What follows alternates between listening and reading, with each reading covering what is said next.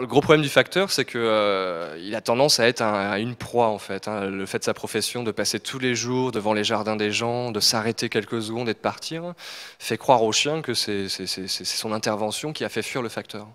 Donc petit à petit, le chien il se conditionne à faire fuir le facteur et puis un jour il doit rentrer pour un recommandé. Et c'est là où le chien, vu qu'il n'a pas accès pendant plusieurs mois, une fois qu'il a accès, a tendance à venir chiquer par défense de territoire souvent. Donc c'est vrai que c'est une profession à risque à ce niveau-là. Pour qu'un chien nous laisse plutôt tranquille, parce que c'est ça qu'on cherche, c'est que le chien nous laisse tranquille, il ne faut pas de regard direct. Plus on regarde le chien dans les yeux, plus il croit qu'on lui donne de l'attention. Donc pas de regard direct, on se sert de notre vision latérale, on appelle ça.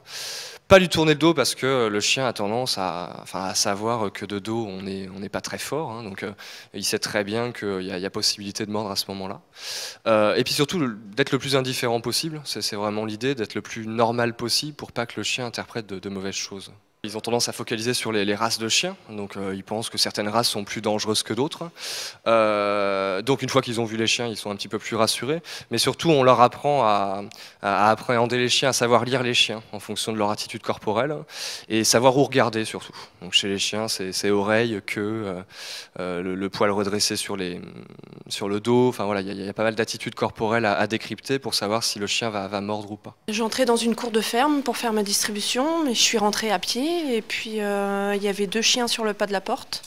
Les agriculteurs étaient en train de déjeuner et puis j'ai crié bonjour et puis les chiens m'ont sauté dessus. Une morsure au genou et une morsure au bras, oui.